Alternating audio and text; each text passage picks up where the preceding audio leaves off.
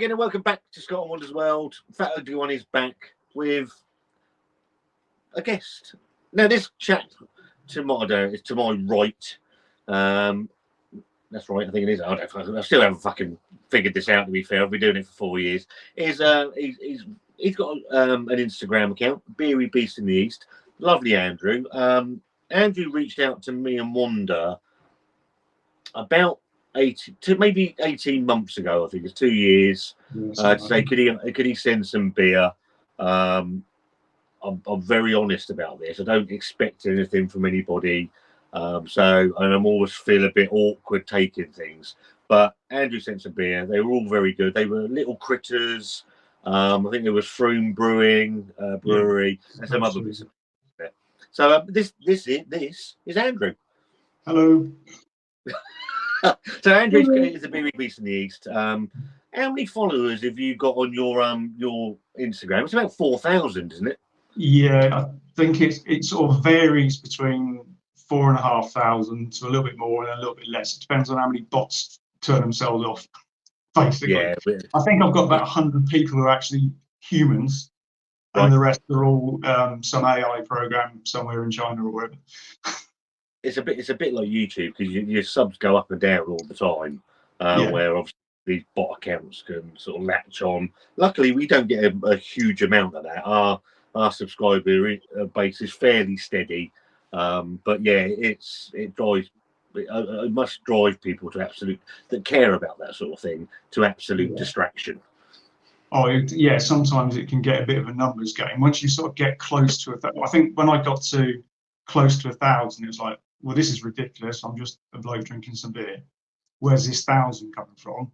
And I tipped over to 1,000. It was like, well, thank you very much for 1,000. Instantly went back to 997 straight away, because someone's decided that screw it, we're going to unfollow it. So we had a similar thing around the 4,000 mark, whenever that was, not too long ago on the channel, on the YouTube channel, where it'd been a sort of slow build. Between 3,000 and 4,000, slowed down a little bit. A lot of channels did, and then it got to 3,990 something, and it was ticking over. And then it got to 4,000. I went, well done. I went, no. She went, what do you mean? I said, it'll go down a bit later. So it did. So it is what it is. It's never been anything that's really bothered me that much. I didn't think we'd get 4 subscribers, let alone 4,000. So it's never bothered me. No, you do it for fun. Absolutely. And this beer, Andrew, we went to me and Wanda went to Belgium back in July. Whilst we were out there, we picked this beer up. You messaged me on Instagram saying that you and your good lady were following us. I think it was 2 weeks later, or the week later you went out after us. Yeah, we went out mid-August because it was her birthday and my birthday just after, so we kind of combined a birthday visit effectively. Right, okay. And whilst out there, you sent me a picture of your very impressive beer hall, I have to say, from the wonderful, and what a lovely country that is. Bruges. Absolutely. I love Bruges. Really, really love Bruges. Yeah. And while we were there, we picked up the same beer, and I sent you a message saying, since you've done a bit for our channel, how can I repay you? Why don't we do this together as a recorded video, and we'll look at it together? Supposedly, the best beer in the world. I don't know how you measure that, isn't it? Well, how do you measure that? How do you measure the best beer in the world? How do I put this up against Pliny the Elder, or any of the other big ones out there? I don't understand that, but that's Abbott's, anything like that, yeah. Yeah, absolutely. And it's Westvleteren 12. Now, you got it, you're there, mate. Now, I paid €18 for mine. Oh, wow. I paid €12 for mine. I think you got a better deal. Well, apparently not, because we were staying at various Airbnbs on the way through, and the last Airbnb we went to, the guy who we messaged after we'd been there and said thank you very much, we love the place. He said, how much did you pay? And €12. and he was shocked because that's about nearly 4 times more than it is. If you can go to the actual Abbey and pick up the crates of, I think you can get 3 crates of 24 of whichever versions you're going for, and they work out at something like maybe €35 a crate of 24, and then you pay a little bit for the crate. So yeah. So the short answer to that is we've both seen off. Oh yeah, mugged completely, absolutely, and we're happy to be so. Yeah, but to be fair, I think that was. I mean, I'd say I picked it up for 18. I think I saw it for 14 somewhere.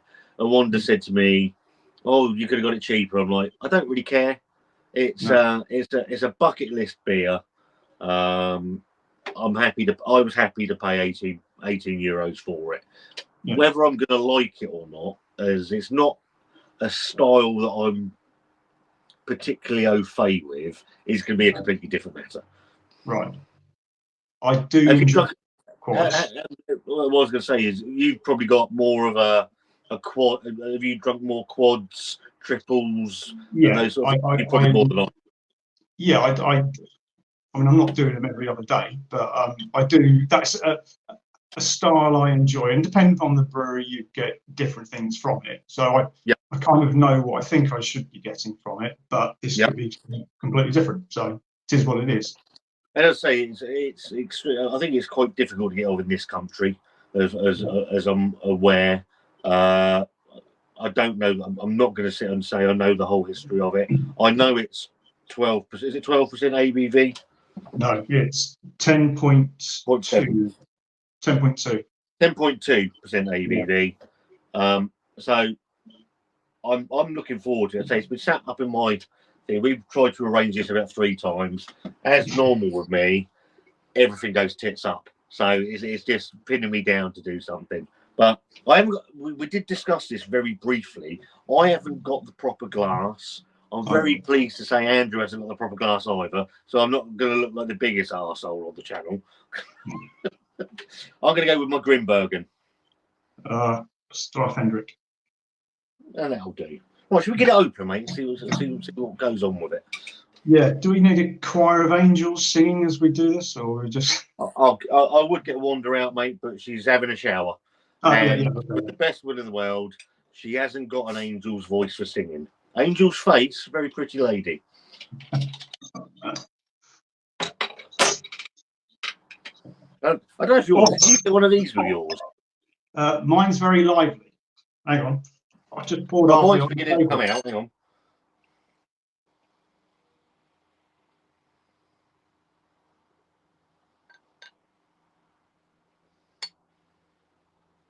Yeah, that is lively, isn't it? Bloody hell. Yeah. I just need to go and get a towel on the expression.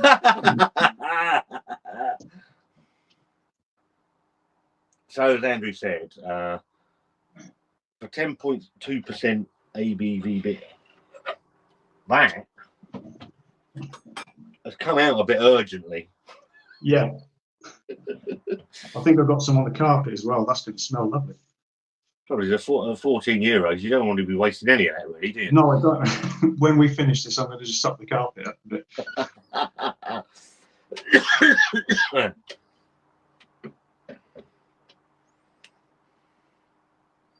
Are you one for keeping your bottles? Something like this, I will do. Yeah. I've got to have a bit of a tidy out, because if I showed you the floor, you'd have heart failure, mate. It's a absolute shit show down there at the moment, so I've got to get that sorted out. In my light, and it's pitch black here, but I've got the ring lights on and everything. I've got a very muddy brown. Yeah, I'd go sort of, I don't know if it's very dark mahogany or something like that. Yeah, that's probably a slightly more polite way of putting the way I've just described it. Puddle water, yeah, puddle water, with a very mocha-looking head on it. Looks very nice, to be fair. Yeah. Very tight bowls. Very looks fantastic, I've got to say. I think, the carbonation. Yeah, it does look tight, but the head is disappearing quite quickly.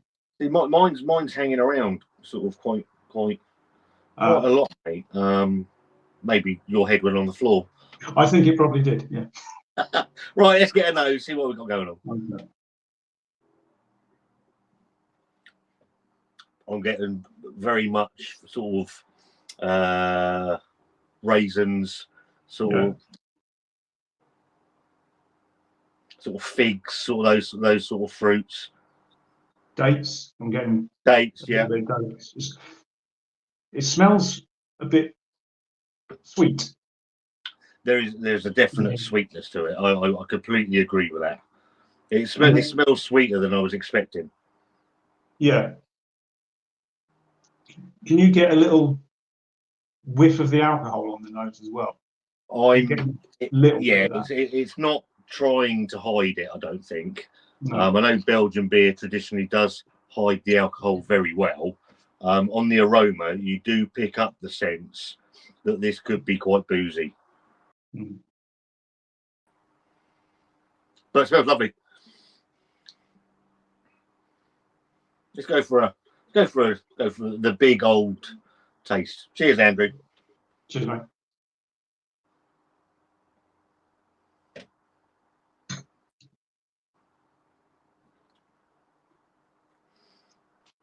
And the alcohol comes through on the taste actually immediately. I can feel it warming. Yeah, very warming sensation. And that sweetness comes through as well. Yeah, I am getting more of that raisiny and date thing. Mm. Towards the back, actually. Well, that sounded very reviewy, didn't it? I'm going to let you into a secret, mate. What? No one knows what they're fucking doing. Thanks right. For No, I agree. It's quite obviously there's a huge malt bill to this anyway, but you do get the sense of the amount of malt that goes into this. It is quite a heavy beer. It's definitely a sipper. It's not a neck it and off you go sort of beer.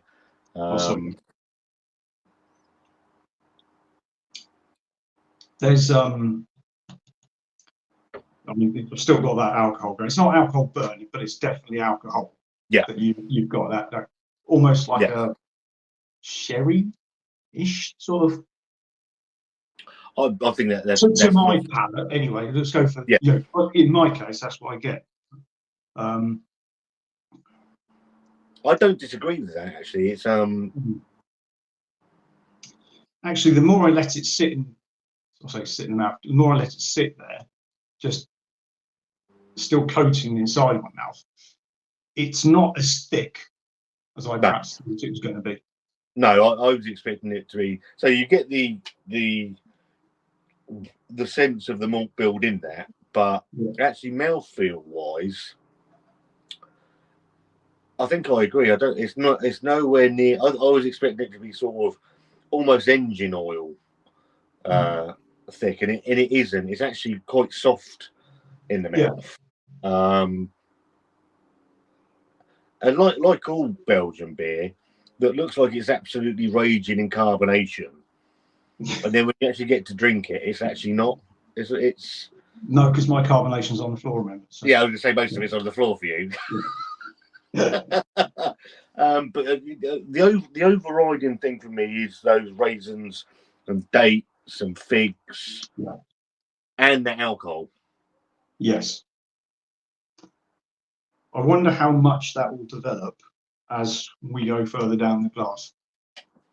I think it's whatever it's going to be, because I think, if I'm honest, I perhaps have still got this a little cooler than it's supposed to be. It's been in the fridge and I took it out hours ago. Yeah. But I suppose it's because it's not raging sunshine out there at the moment. It's not perhaps warming up as well. So I can definitely, as I hold the bottom of the glass, I can definitely feel the bottom of the glass is actually still a little cool. See, when I got back from Belgium, it was in the fridge. I took it out about a month ago and just left it in the kitchen on one of the shelves. So it's just been at room temperature now since we've been back. So I've never professed to be a huge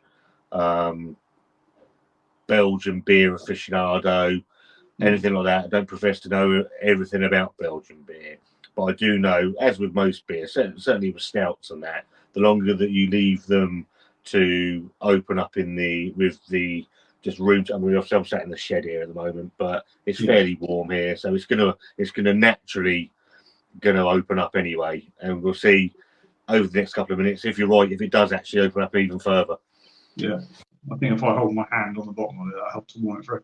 It says on the actual bottle, yep, ideal serving temperature between 12 and 16.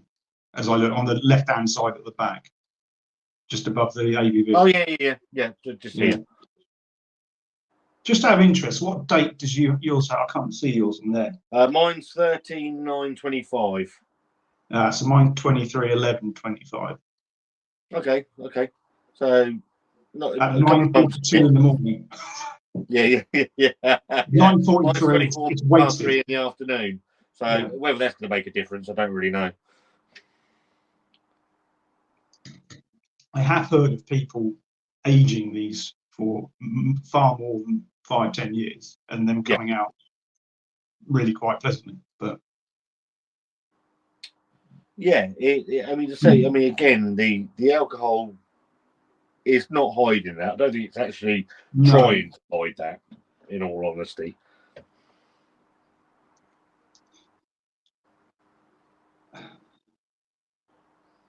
I'm going to throw a beer review word into it because it always sounds good when they say complex. Yeah, we go with complex. I don't use complex. What does that mean? I have no idea. I don't disagree with that. There is a lot going on with it. Yeah. It's actually it's more difficult to describe than I was expecting it to be. Yeah. So, I would say as well, this isn't, to me, I'm saying with my extensive quad experience, well, what I mean is, this isn't really tasting like a lot of the quads I've had before. Okay. Not that they all taste the same. There's all something, but this isn't coming across like, I can't really pin it. I know it's a quad style or ABV, but it's not coming across as quaddy. Is that in a good way or or just a different way? It's in a different way. I wouldn't say it's good or bad. Okay. I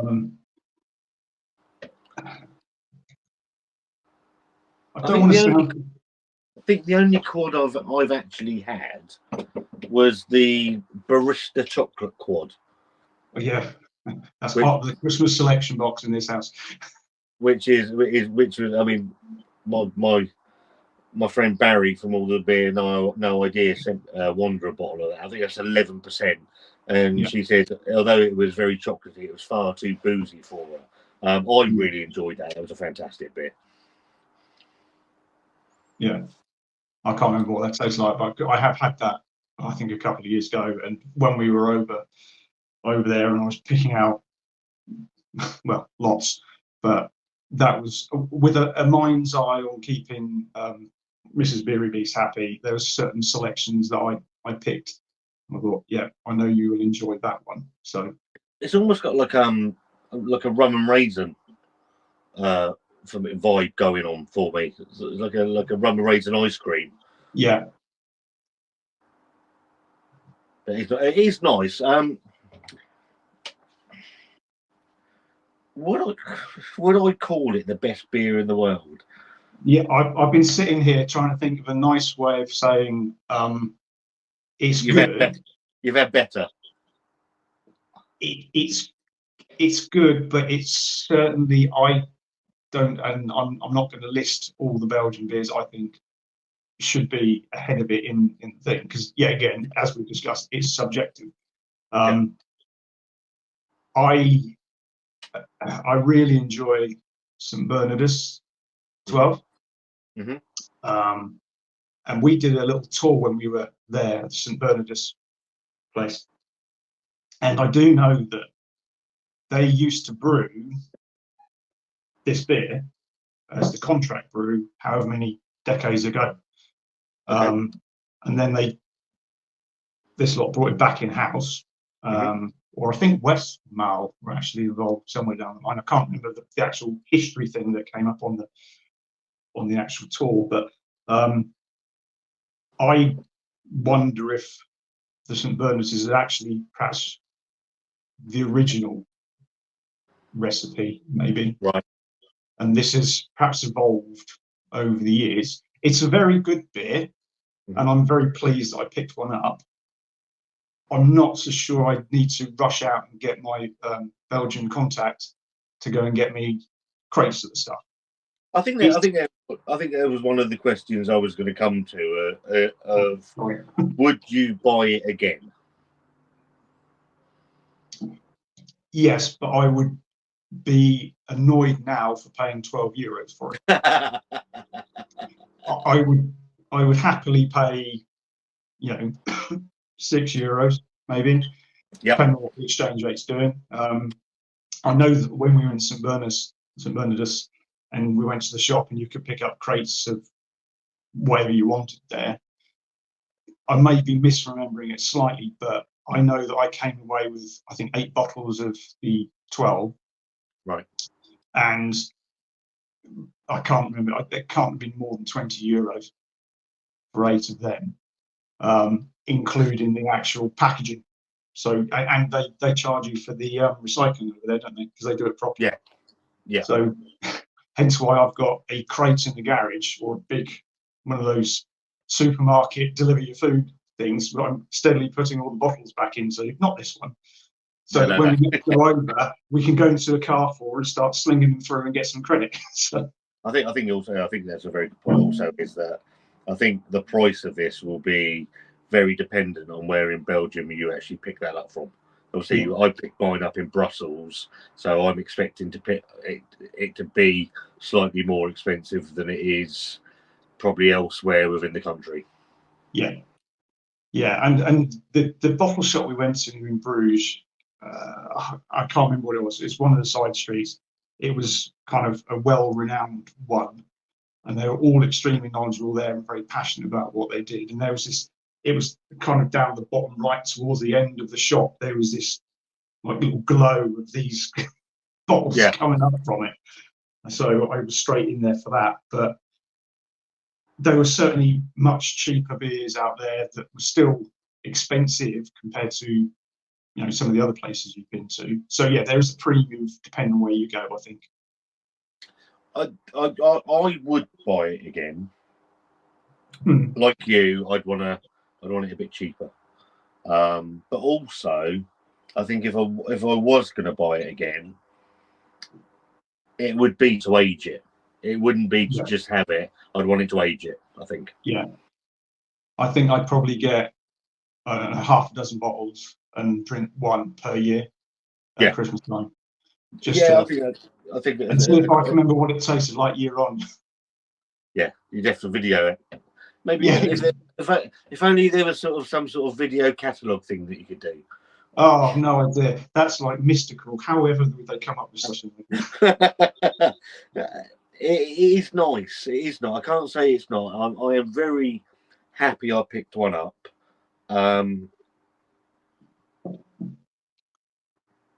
It's not for me, and it's only the only reason that I say that. And I have to be honest. I've always pride myself on my honesty. Yeah. The only say, and again, I would pick one up to age, knowing that it's not for me, and it's only because it's not a style that I particularly associate myself with. So, and it's basically Devel and Duvel did me in. So Belgium beers as a whole, I say that I absolutely love Quack. I think Quack is a wonderful beer. Yes. I haven't put the video out yet. I reviewed it months ago, but with regard to Westvleteren 12, it's so different to what I normally drink. Yeah. That it's not really the style that I would necessarily go back to. Okay. Okay. Yeah. So as discussed, definitely provide some more, age it up a bit, and see how it develops. Yeah. As another tester, I try not to throw half of it on the floor, because I think that when I suck up the carpet, it's going to be a bit cheesy as well, maybe. Depending on what goes on with that, I'm going to have to get back down. The problem, I mean, it's not a problem, but the amount of times I've been caught out by Belgian beer where you open it, completely forgetting that it has a tendency to rush out of that bottle, and it still it's obviously caught you by surprise as well tonight. I was not expecting that. I was very lucky tonight. Mine didn't do that. I remember I reviewed Matilda when that hit Tesco, and it came out like a fucking rocket out of that bottle, and it was. And I watched everybody's review of that, and I thought maybe it's me, maybe I fucked up there, but literally everybody's bottle erupted out. So, and even now, I completely forget that Belgian beer has a tendency to do that. It can do, and you can have the same beer, exactly the same beer, in two different bottles, and one be quite as you like, and the other one will be a little bit effervescent. Yeah, eager. Eager, yeah. A little bit eager to get out. Desperate to be drunk, yeah. They're desperate to land on the floor. Yeah. I am pleased. I'm very, very pleased I managed to get hold of one. I too. Yeah. Me being the old curmudgeon I can be, it's just not a style that. It's just not for me the style. No.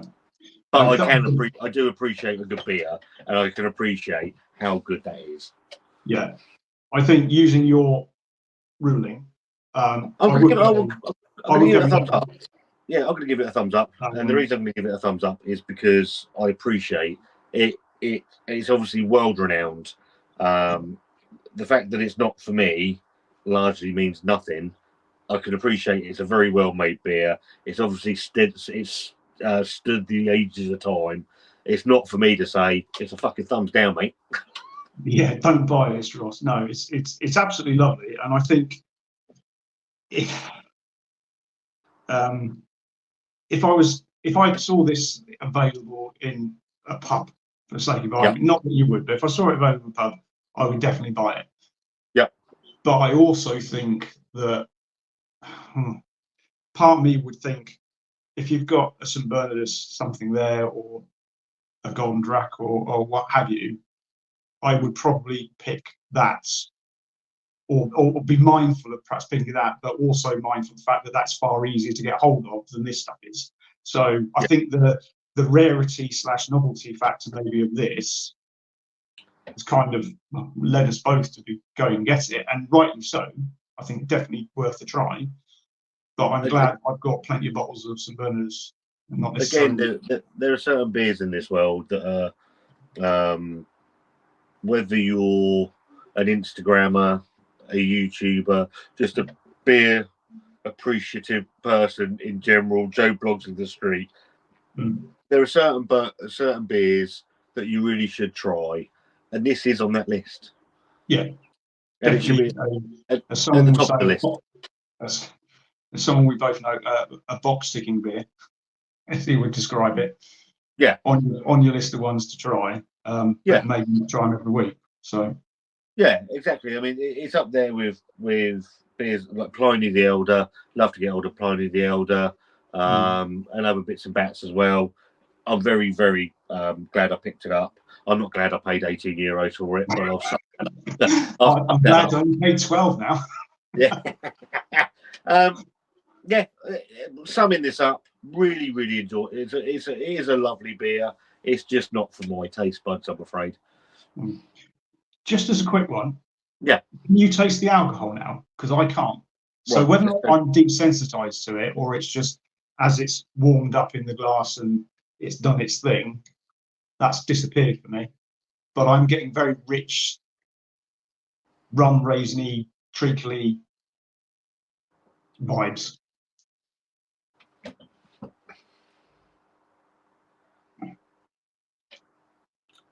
Right at the back end. Okay. Yeah. Yeah. Whereas originally I was picking the alcohol up straight away. Yeah.